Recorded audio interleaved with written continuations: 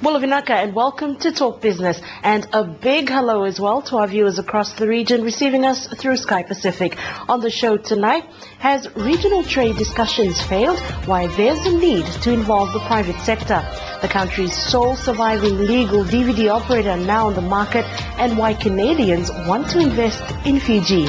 All this coming up in the next half hour. Regional trade has recently become a hotly debated issue, especially since Fiji was brought back into the fold with discussions centering on the Pacific Agreement on closer economic relations. Whether our re-inclusion or exclusion to begin with were a breach of the trade agreement, the biggest question now is if the regional talks have in fact failed. The Fiji government has come out strongly stating that no regional trade agreement can realize its full potential unless it benefits those at the forefront of a regional deal, the private sector.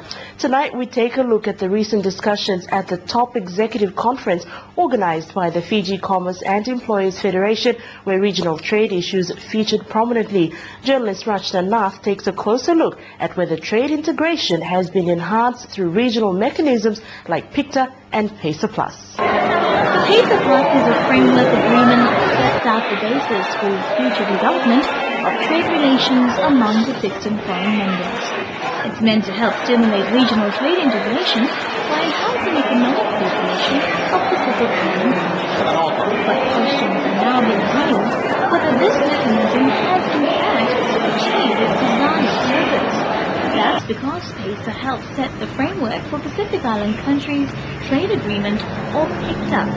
In 2009, foreign leaders decided to exclude Fiji from all talks, but they had a change of heart at this year's meeting and decided to re-include Fiji into the discussions. Fiji's exclusion from the PACER negotiations is obviously in breach of the PACER treaty that is in place.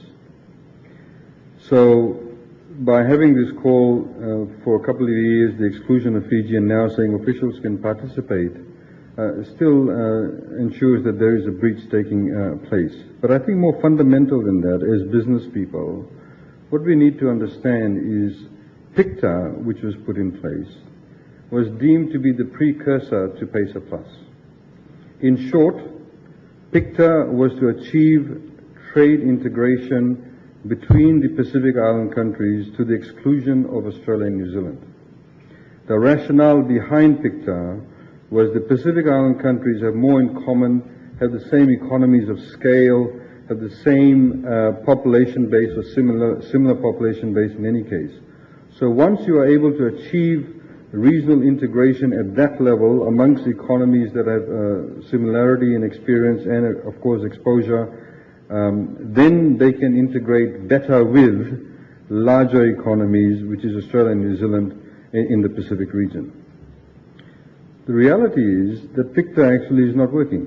Now that we're back at the round table, the focus for Fiji at least is whether the regional trade agreement is benefiting those it was intended for, the private sector. One of the fundamental reasons why PICTA is not working is that when the governments negotiated these treaties or agreements, there was very little input from the private sector.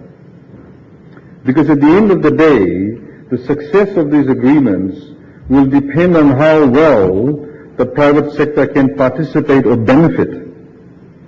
Obviously, from the Fijian government's perspective, for the treaty to work well for us, we want to ensure that the businesses also benefit. Because if businesses don't benefit, of course, then they will lose out, which means loss of employment, loss of decrease in GDP, and the multiplier effect as a result of that.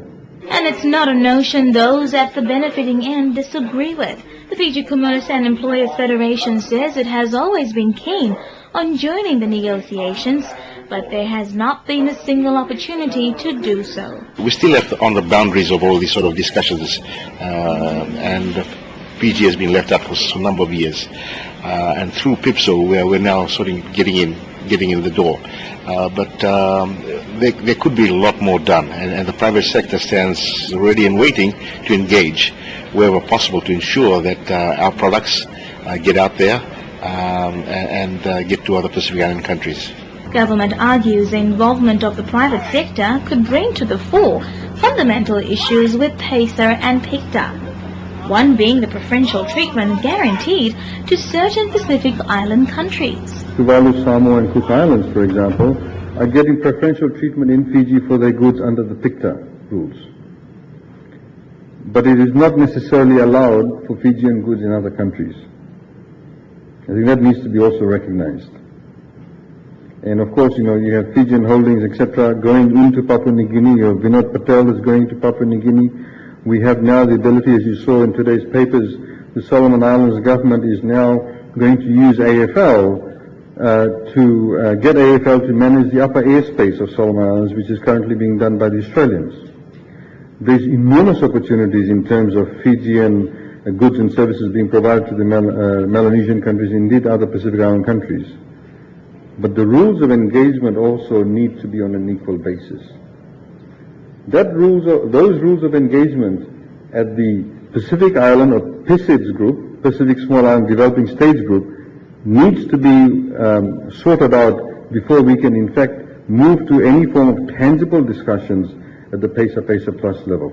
It's also an issue one of Fiji's largest exporters once addressed. There's no agreement which should be static. Any agreements that have been trade agreements which have been developed and signed are in effect should be reviewed from time to time to make sure that it's relevant to the time of the day. Because all countries have changes to the tariff rates, changes to the economic environment. Various sectors might be more developed, others might dwindle. So keeping that in mind, trade agreements should be reviewed on a time-to-time basis to make sure that the adjustments or changes within those agreements are done so that they remain relevant to the private sector, which are benefiting from that agreement. But as government argues, PICTA isn't the only problem. The Melanesian trade agreement that was entered into by Papua New Guinea, Solomon Islands, Vanuatu and Fiji also has many flaws. Fiji, for example, does not have a negative list. In other words, all goods coming into Fiji from the other Melanesian countries can come at zero rate of duty. Whereas Fiji's goods, well, put it the other way, the other Melanesian countries have a negative list. So in other words, your goods and services that are being sent across to these countries may be in fact taxed. There would be a tariff attraction. So those issues need to be sorted out. We will need to have a look at that, and I think Fiji Commerce and Employers Federation could be involved in those talks. So far there hasn't been any constructive or any talks in any more detail, but in the future there is a good chance that we will be involved.